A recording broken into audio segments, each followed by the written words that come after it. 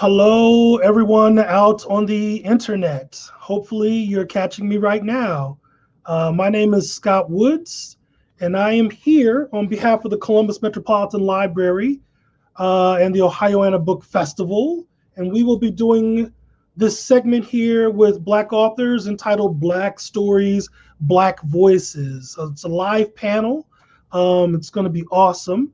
A couple of introductions right out the gate. Again, my name is Scott Woods. I have been working for over 20 years with the Columbus Metropolitan Library. I'm also a writer and poet. I've published 3 books. I've been featured on NPR. I write a weekly column for the Columbus Alive and numerous other articles that you can find on many platforms. So I'm not just here as an avid reader, but also as an avid writer, right?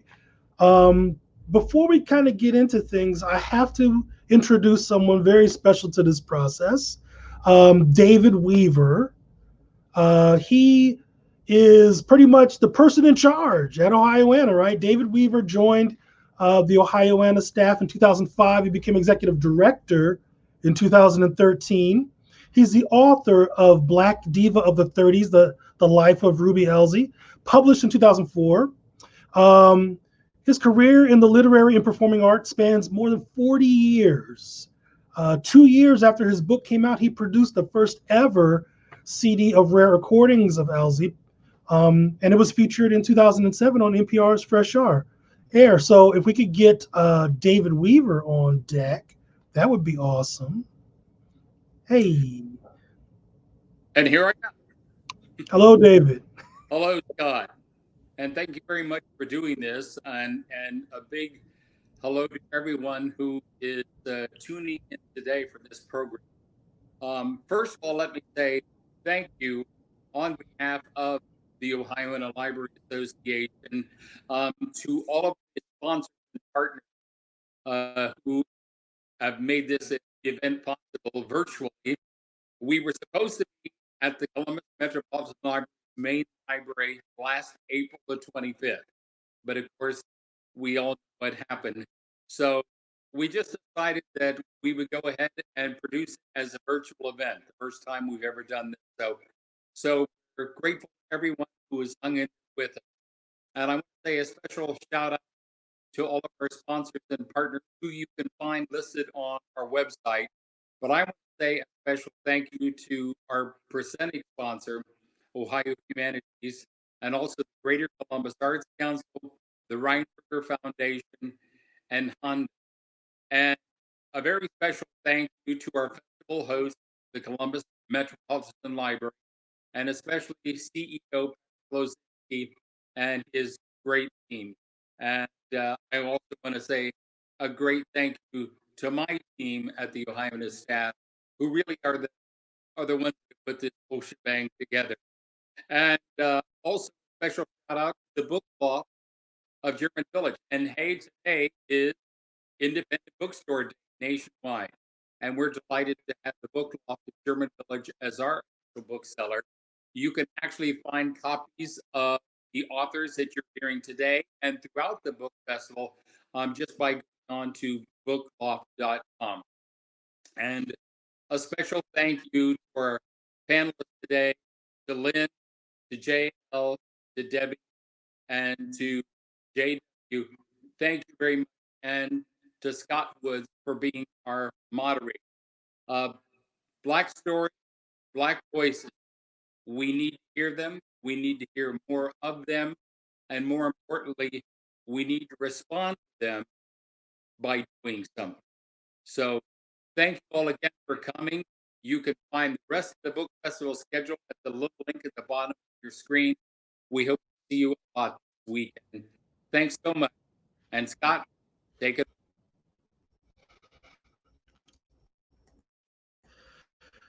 Thank you, David. So we're going to go ahead and get this going. I'm going to introduce the panel, so I want you to sit back, go ahead, relax, have a good time.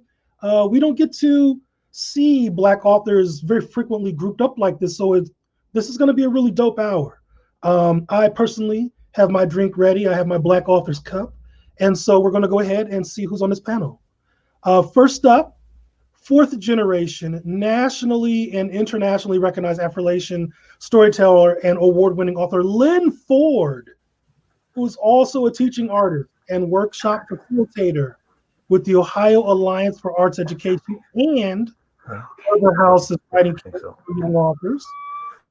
For almost 30 years, Lynn has shared her work in festivals, storytelling and education conferences, interactive keynote events, and other venues from Australia to Ireland, right? So Ohio living, but international blowing up, right? Her featured Ohioana title is Speak Peace, Words of Wisdom, Work, and Wonder. Hello, Lynn. Hi. I'm having a little trouble here. Can you see me? Yes. Good, good. Next Good. on I think I'm doing all the introductions first, and then we'll get into some questions. So the next person on our panel is J.L. Rayner. He's an instructor, actor, author, public speaker, and a law enforcement officer. He is passionate about teaching trauma-informed approaches to other law enforcement personnel as well as the general public. His goal is to make people more aware of the hatred that is portrayed on a regular basis in the mainstream media. His featured Ohioana title is I Used to Be Racist. Hello, JL. How you doing? I am flawless. Thank you for asking. Next up in our panel, Debbie Rigo is the author of Truly, Madly, Royally, which is her featured Ohioana title. She's the co-author of the New York Times bestseller, Hope, Project Middle School. She started her career writing for entertainment and teen magazines. She now lives with her husband and children in Columbus. Where's Debbie? Hello, Debbie. Hey. Hi, everyone. Hello. I love that, Scott. How's everybody doing? Great to be here. And our final panelist, after 30 years as a professor in the field of communication studies, Dr. J.W. Smith. We always, when we get a doctor in the house, we always have to make sure we're using the doctor. It's very expensive to get to the doctor. Dr. J.W. Smith featured Ohioana title From the Back of the Bus to the Front of the Classroom, reminisces about some of his experiences and how his race and differently abled intersectionality have influenced documented encounters. As a Black and totally blind individual, he muses about how this distinction is both colored and shed light on what might have been innocuous or unremarkable encounters otherwise. These narrative charts his journey from leaving for graduate school to his present position as a tenured professor at a Midwest institution of higher learning. Hello, Dr. JW. It's an honor to be with you. Thank you. So we're going to get right in here. I'm going to ask some questions of each of the authors. I have some questions set up, but I can be a little bit of a wild card. We may go somewhere else with it, all right? But time will keep us professional, all right? Sounds so good. I'm going to start with Lynn, if that's all right, Lynn. Sure. So Go Lynn, for it. Thank you. Could you tell us a little bit about your work collecting Afro-Latin stories? What inspired you to begin this important work? Well, the folks from the hills, you can tell which generation they are by the way they say that. Afro-Latin, it's Afro-Latin in my part of the family. That lets you know we've been there for at least 3-4 generations. And my inspiration was the fact that when I would start to share some stories, some folks would ask me, why are you sharing Jack tales? Those are Appalachian, as if my family's heritage was not rooted there. A folklorist said, well, that's interesting. You must have gotten those stories from, and he named a couple books. And I said, no, I got them from my father, my grandfather, my great-grandfather, my great-aunts. And he looked at me as if I was telling a lie. I don't tell lies, I tell stories. And so it became important to me to identify not only where the stories were rooted, but who I was. And thanks to the poet and professor Frank X. Walker, the term Affrilatchian came into being. He created that term when he realized, I think a little more than 20 years ago, that if you looked up Appalachian in the dictionary, one dictionary specifically said an Appalachian was a white person from the region of Appalachia, left out everybody else. And so I wanted to claim both my heritage and my family's stories. And thanks to Frank, there was that wonderful word. That gives you a little bit of background on it. Yeah. So it's funny. It reminds me, my whole family is from like Nelsonville. And so I just missed it by like one generation.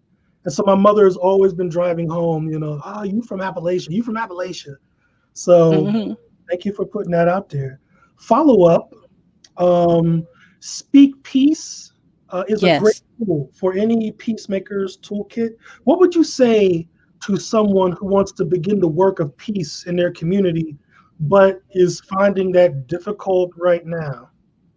Well, there are a lot of ways that we can work toward peace. And one of them is recognizing that we have to have a peaceful heart. And in this time of being shut in and all the horrible things that are occurring all around us that we're being bombarded with on screen or as we march in the streets, it's kind of difficult to feel peaceful inside.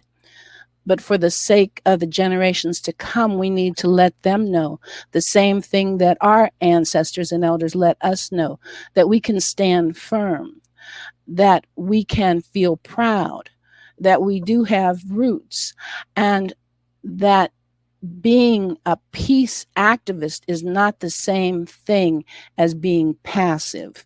Anybody who has been out there on the streets right now can tell you that. And so I tell people, if you can't be on those streets, you can contact organizations that are working toward peace. Some of them are faith-based and some aren't. You can see if you can make phone calls just to see if others are all right. In Columbus, Ohio, there's an organization called Compassionate Communication Center of Ohio that has empathy calls 3 times a week just to check on one another and make sure everyone's all right. If you look up peace organizations in a Google search, unfortunately, peace officers comes up before peace organizations really do. So you have to search for it, but you can start, first of all, by feeling good for yourself, by checking on your families and making sure that they're all right, by supporting those who are marching and walking and sitting, and by finding ways that you can do little things to encourage peace and open both your heart and others' hearts. Thank you, Lynn. Lynn, and just real quick before I move on to the next person, I gotta ask, we were talking earlier, I think you said that you were beaming into, was it Australia recently? Oh, I was virtually in India for a story swap about 7:30 in the morning on, I don't even remember which day, I think it was Thursday. And next week I will be in Berlin, Germany, working with environmentalists on the future story. And that's also an aspect of working toward peace, isn't it? Yeah. That's amazing. Thank you so much, Lynn. Oh, thank you. Yeah. Next up, I'm gonna go to JL, right? JL, how you feeling? I'm doing all right. How about yourself? So far, so good. Now it's kind of cool to kind of be coming to you next on the heels of what Lynn was just talking about in terms of peace and peacemakers and that kind of thing. Your book, I Used to Be Racist, is a deeply personal story. And I wondered if you could just speak a little bit about how you came to write it. Sure. So I was actually at the Prison Academy. I work for ODRC. And so we had to do a presentation on a big change that we made in our lives. And so I decided to do a presentation on growing up in Brooklyn, New York, and being 10 years old when September 11th happened, and constantly watching the news from that day during the entire week that school was out, and how I developed this immense hatred towards anyone who represented Middle Eastern or Muslim culture, and how I felt this way for over 10 years and how I overcame that. And so one of the officers in the class, they said, that sounds like a book. You ever thought about writing or anything? I'm like, me and writing don't always go together, but I appreciate the suggestion. And then it hit me that no, I think I really should write a book. And so there's a lot of people who have feelings like I do. I will say, warning for anyone who does read my book, I am very blunt because a lot of people are too scared to be blunt on the exterior. But when they're home, they'll say black people this, white people this, police this. I put it all in there because I want you to understand that you aren't the only one who was thinking like that or who is thinking like that, and utilize my story and my braveness to possibly overcome your hatred.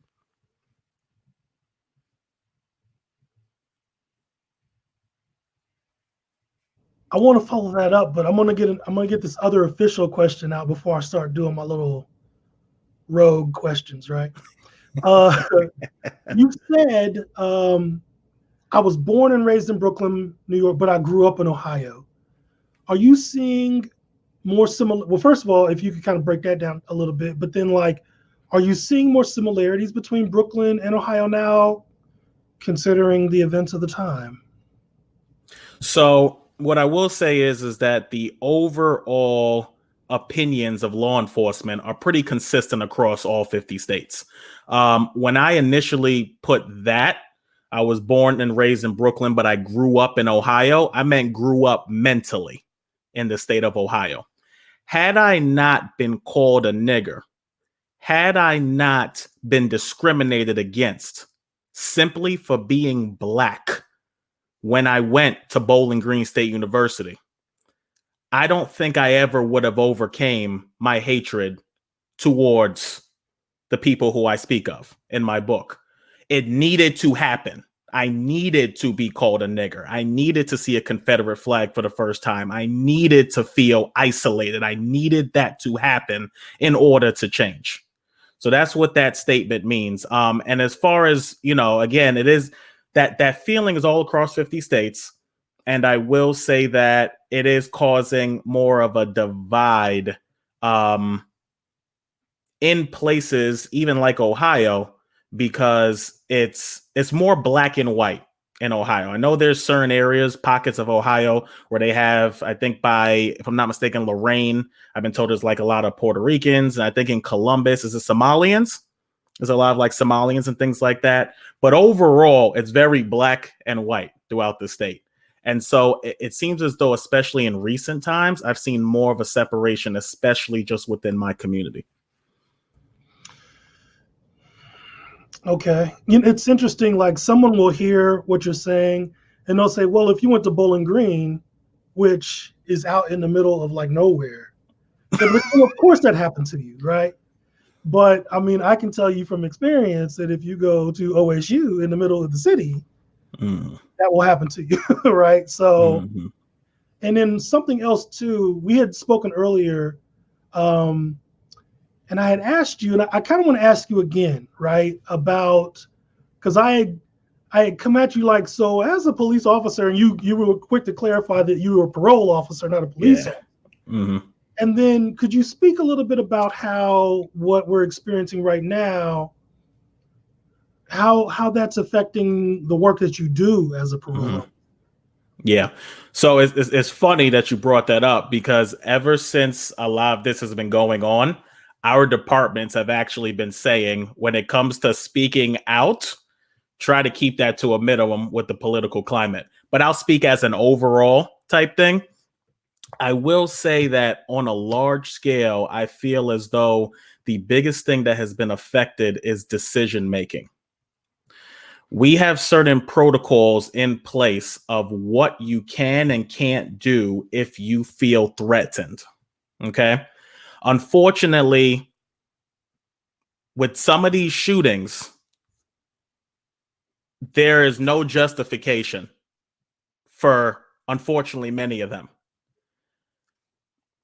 So people are now wondering, well, if I pull that trigger, will I be crucified by the media? Will I be crucified by communities? So I think at the end of the day, with a lot of these departments, hiring, it does start with hiring. If you look at the hiring process for one police department or one prison system over another, you may see it's a little bit lax over here and more strict over here. I think there needs to be more of a consistency, and we won't have some of these issues that we have been having. But it's unfortunate that we do have people out in the community who are like, if I make this decision because I feel like I won't get home later on tonight, am I going to get crucified? So that's the struggle, I'd say, that a lot of people are having today. So I'm going to move on, but I just want to let you know that if you were the only person that I was talking to today, we would be digging into this more. But time prevents me, right? Yeah. Thank you so much for being as blunt and honest as you are being. Thank Absolutely. you. Next up, oh man, Debbie Rigo. So how are you feeling? Uh-oh. I had myself muted because I'm the type of person that I do a lot of and I don't want anybody to have to hear all that. But I am feeling well. How are you? I think a little. How is everyone? Dr. JW, nice meeting you. I haven't met you previously. Yeah. So nice. Thanks for all of us. This is a great panel. I think a little amen corner is appropriate for this panel. So Debbie, your book, Truly, Madly, Royally, is a fun, romantic story for teens and the young at heart. Can you explain a little of the genesis of this book? Was it inspired at all by Meghan Markle? Why, yes, it was. It's a YA rom-com inspired by Meghan and Prince Harry. So how it came about when Prince Harry and Meghan Markle got engaged, I don't know if you all noticed, but I noticed there was like this reaction inside the community, particularly among Black women. And, so reading about the reactions, a lot of them funny, a lot of them just, very self-aware in terms of, like, some women were saying, I never cared about the royal family, but now I'm paying attention. And it was all over Black Twitter and podcasts. And I remember thinking, like, I would so read that book or write that or watch that movie. And fortunately, these thoughts dovetailed with my editor inviting me to send her some sample chapters of what I was dreaming up. And it worked out that we were off to the races once the idea of Zora, like, how does a girl next door, an African-American girl next door, meet a prince? And I kind of researched, like, how would that happen, and set up scenarios of, like, a prestigious university, a summer program where they meet. And so it was off to the races from there. And it's also interesting, I should say, like, where these feelings come from of, like, why were people reacting the way they were reacting? And it makes me think of, like, another opportunity for, people to view us in another role in other spaces. Too often we're very two-dimensional. We're a supportive character, a supportive cast, a supportive worker, and so here's just another way that, we're showing the diversity of who we are. I mean, we've always known it, from childhood, the lyrics in our music, things that our parents say, or storytelling. So it was just, I think, a great opportunity to kind of, like, through these characters, depict this new role and new space that we find ourselves in. Mhm. Debbie, you've written a lot of fiction and nonfiction for younger readers, including your series with Alyssa Milano. What inspired you to write for young people? I have been, I used to work in magazine. I was on magazine staffs of a few teen magazines, like 17, Twist, a little bit of Cosmo Girl. And that was where it solidified. I bonded with that audience. And since I was a teen myself, I was writing for teen publications. I don't know if y'all know the throwback YSB magazine, way back. And so it always just felt very natural to me. And I, relate to that, to that age group. I remember it vividly when I was in that age group. It's a time where words are very, very important. That's the time where you remember all the lyrics to your favorite songs, like I was saying before, I remember hugging a book after I read it. I was so moved by Toni Morrison's Beloved. And I was hip hop lyrics at recess, I was just very much into words and writing. I was more of a writer than a reader, actually. And so it just felt really organic for me. And I really just bonded with the emails I would get writing for teens, and how important they would say how important the stories are to them. And I was able to bring stories like Double Dutch to this world, this mainstream world. I remember fighting for us to write that story and saying, no, it's very important to, it's a sport. And, I got to go to the Double Dutch competition in Harlem. I got to speak to a lot of real girls doing amazing things at their schools, initiating programs for Native American teens, or, girls playing baseball in a better field, than as their male counterparts, and also got to interview, celebrities and everything. But I really enjoyed those teen stories, especially. And so, I feel like it's home writing for teens and tweens. And, maybe I'll do an adult book one day, but for now, here I am. Well, no pressure, right? I got to grow up, I guess, a little bit. Don't bother. It's too I much. got to get my, but yeah. So, and real quick, I'm going to slide this one in here. How do you end up working with Alyssa Milano? How does that happen? Truly Madly Royally is a Scholastic book. It's under the imprint Point. And Alyssa was bringing out a story about a young activist tween girl, and it was also at Scholastic, but under another imprint there. And apparently from Truly Madly, there was buzz about my book and me coming out, and that team of editors heard about it and said she would be really great in our team as well. And so that's kind of how they referred me to each other. Awesome. Yeah. So I have another question for you, but this isn't one of my questions. Uh-oh. This is a question from a fan, right? Okay. Oh, wow. Which is a good time, I think, for me to mention that if you are watching this and you have questions for our authors, feel free to throw them in the chat. And if I think that they're not deplorable, I may ask them if we have time, okay? All right, so Debbie, this question is from Tessa, who writes, quote, "Thank you, Debbie, for writing stories that allow me to see myself in them. Do you have any advice for a Black girl who wants to write romantic novels about people who look like me?" Oh, Tessa, thank you for the question, and thank you for, welcome to the writing club.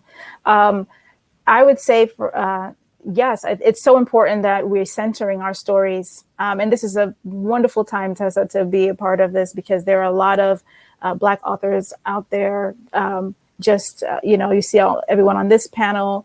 And in the kid lit world, there's more of us on the bestseller list and things like that. So it's a very exciting time.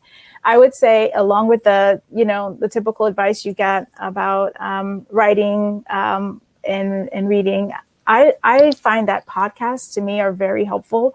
I listen to podcasts that feature authors talking about, their lives and their careers and what obstacles they faced and what helped them in their journey. And I know right now there's a podcast by a YA author, Sarah Enni. She has a First Draft podcast, but now she has a supplementary episodes called Track Changes, and it tells you all about the business. And so I found that very helpful too, because there's still a lot I don't understand, and you can get to find out like what works best for you, self-publishing, traditional publishing, what would you do in either instance, learn about like being agented, or it's just a lot of behind the scenes with marketing. How do you promote yourself? A lot of information there that I would encourage you to also learn as you're learning about writing and getting your writing tighter. And also let people read your work and critique your work and know how that's like. And when you listen to these interviews, you hear about the fact that writing sometimes can be a struggle, and your enthusiasm for your work or that you're working on ebbs and flows. So you're in good company. That's great advice, Debbie. I will tell you that, as someone who's been sitting on a novel for more years than I should be admitting, showing it to people was like really, really important to me, to my process. Mm-hmm. Because when I did I guess I'd say my first draft, I thought it was pretty solid. And then I showed it to the right readers, and they were like, right. And so they really saved me a little bit, putting something into the world that, maybe 4 or 5 years later, I wouldn't have been able to stand behind. Yeah, it's so valuable. Yeah, and you get to have a little bit of a thick skin. You can always push back, but I mean, there's a nuggets of lessons there that you should try to absorb and open up yourself to it. Yeah. Thank you, Debbie. Thank you. All right, which brings us to Dr. J.W. Smith. How are you? I'm good, man. How are you? Flawless. I'm so happy to be speaking with you. So, Dr. Smith, you've been writing and teaching for over 30 years. What inspired you to tell your story at this time in your book, From the Back of the Bus to the Front of the Classroom? It just seemed like the right time to do it. 30 years seemed about right. Took a sabbatical, had a lot of stories stored up, and I said, it's about time to put them together before I get too old and forget them all. Now, you've been an inspiration to your students at Ohio University for many years. Can you tell us a little about these music therapy classes? Wow, that's my other life. Before I decided I want to be a professor, but I used to be a music therapist. Yeah. And I think in many ways I still am. I like to say I sing, I teach by day and sing by night. So in addition to being a professor, I'm a performer and musician as well. So the music keeps me sane when I get too academic, and I can go out and do a show and do some singing, do some playing on the keyboards. When I was a music therapist, I loved the music. I eventually hated the therapy. I would be so wore out at the end of a day, but I loved the music. Mm-hmm. You have said that you firmly believe that our differences can be our strengths, and that many people live more for affirmation than bread, and that we are each responsible to all for all. Absolutely. Would you like to speak a little on how we can expand the term diversity as you define it? Yeah, we just need to do it.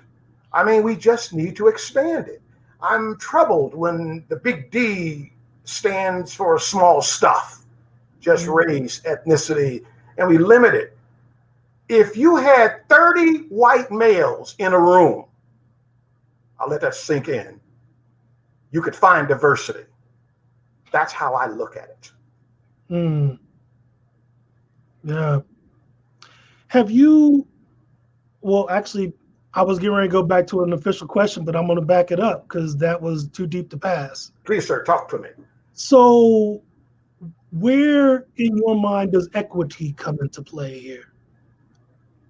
or are we not ready for quite that piece of it yet? Well, the equity is like love. It's in the eye of the beholder. One person's equity is another person's sacrifice. So it's a question of how much do I need to feel equal? Can I ever have enough to feel equal? And what is equity? Is it legal? Is it based on how big the pie is? Is it based on societal norms and standings at that time? It's a big issue. I had to mute my mic real quick because I was over here and an amen, and I was doing a Debbie is what I was doing. Preach, man, talk to me. Have you been pleased by any of the pandemic's remote access capabilities for workers? And do you think they're a good sign for the future people with disabilities going forward? Yeah, I do think technology has been a great thing for people who are differently abled. And by the way, I don't like the term disability. I never knew what to do with the dis part of it. So my term now is differently abled. Mm-hmm. I may do things differently, but that doesn't diss me, I hope. So I'm pleased with technology. Having said that, I hate it. I hate online stuff. I hate teaching online. And you can chalk it up to my age if you want. I'm just a dinosaur from the old days of, like right now, we just finished the first week of classes. I love that energy. I love that first week when the kids are trying to figure it all out and you go in there and you just can't replicate that online, in my opinion. But in general, I think more good will come from this experience than negative. Okay.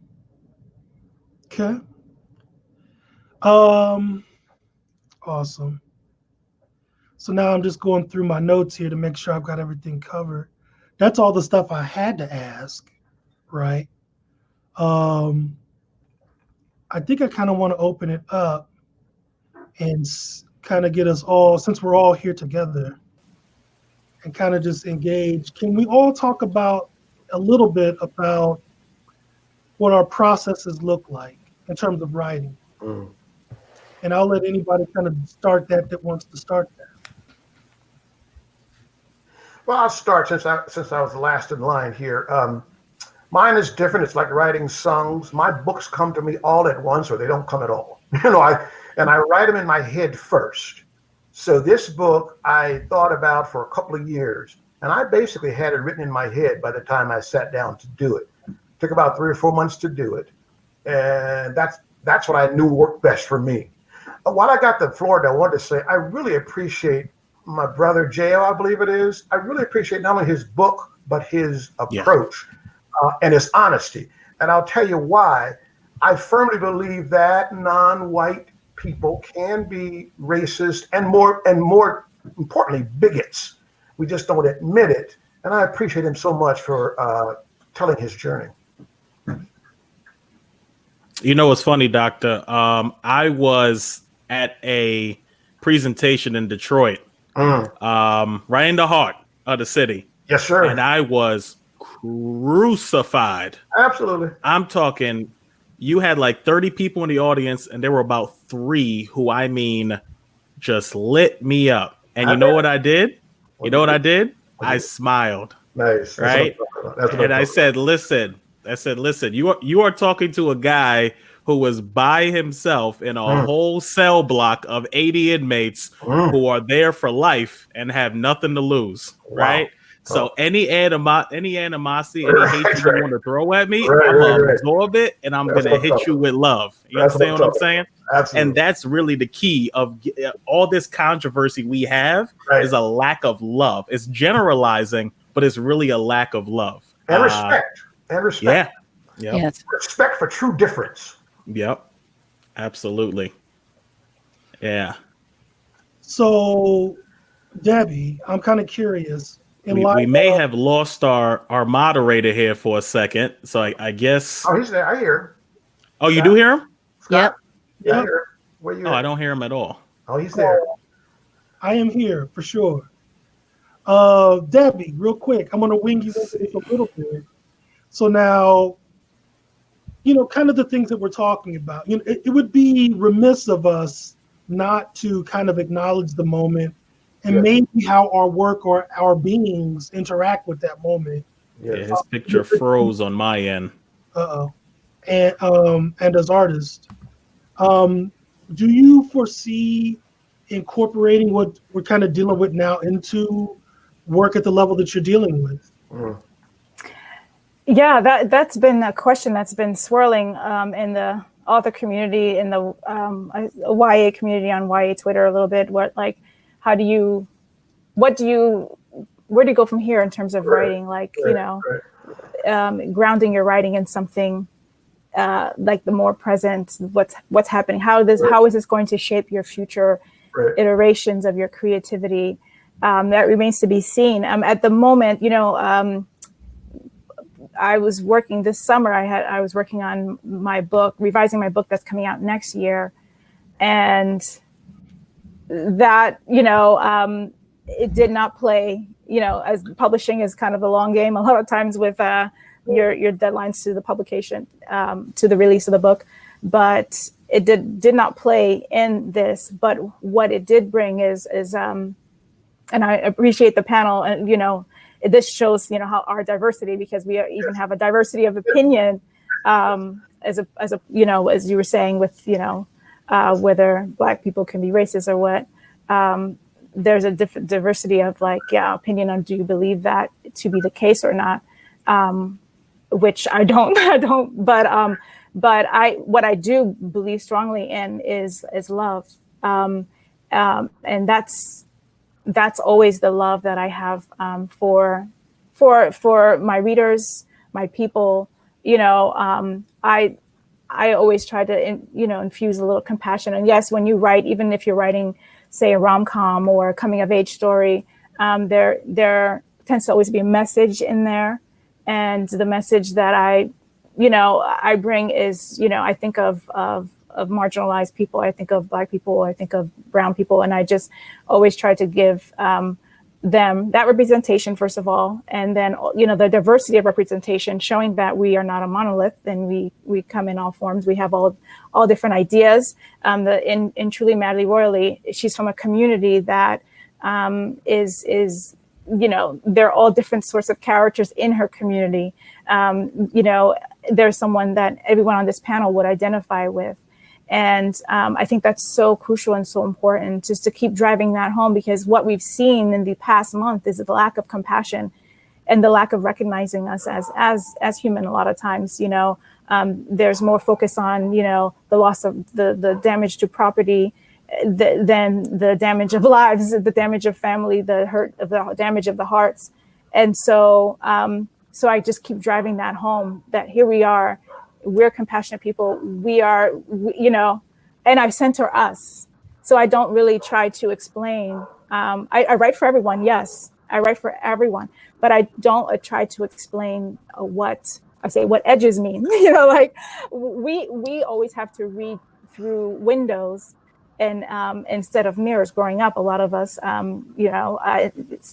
borrowing the famous quote from Dr. Rudin. And so I always try to show, well, I read about other cultures all the time, and it's not explained to me. I might look up what the reference that I don't know, but here is just our lives, and you're welcome to come in and see through the window at these lives, and you're welcome to see through the mirror if these people look like you. But it's a diverse world too. And not only diversity of thought, diversity of background, diversity of sexual orientation. And that's how I write. And that's how I hope to bring a moment when the reader reads with my book, just a moment of human connection and human compassion. And I feel like that's the way that's one of the ways that we can help heal, because a lot of us are hurting, and are traumatized over and over again with what we're seeing on TV and everything. And so sometimes we need to sit with a little bit of wish fulfillment. Sometimes we need to sit with a little bit of joy. And if that is that what speaks to your spirit at the moment and you want to pick it up, then I hope that it helps you. I'm all about a lot of joy. Yes. Not a little bit, lots. Yes. Bring it on, and make it. Lynn, I have a question for you, kind of as we're in this moment as well. So, the impression of the work that you do is that, a big part of your job is to capture stories that have already been created, already kind of been passed down, already happened. But it would seem that, moments like this, times like this, environments like this would demand new tales, new fables, new stories. Mm-hmm. How do you see? I guess I just want to ask, kind of like, do you see what you do translating this moment in a way? Is it already doing that? Are you or storytellers like yourself already doing that, or is that something that needs to happen, or is that not in line with what the mission is? I think that the news stories are extremely important.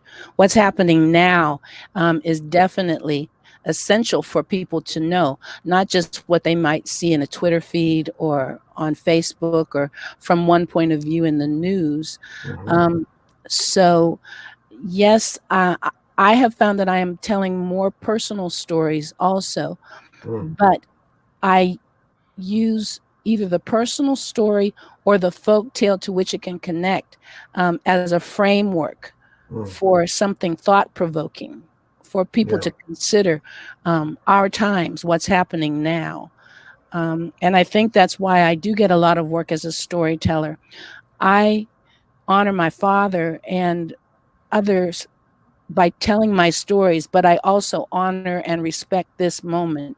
Dignity is what's missing in many of our lives. And to not acknowledge the present time is to deny dignity and respect for what people are facing, what they're going through. However, some folks don't even know that those old Afro-Latin folktales are rooted in our heritage from primarily West Africa. Right. And so by giving them the folktales, I also give a touch of history and heritage, and that provides a foundation, in particular for some children who didn't know that we had stories, old stories. So yeah, I honor both the ancestors and deeply respect the stories of the now. That's a great answer. I like that. You like that, Doctor? I do. I like it. Thank you. I'll give you an A on that one. Give you an A. Okay, thank you. But I didn't write it down, so I don't know if I can repeat it. No, I know, but it's recorded, I think. We got it.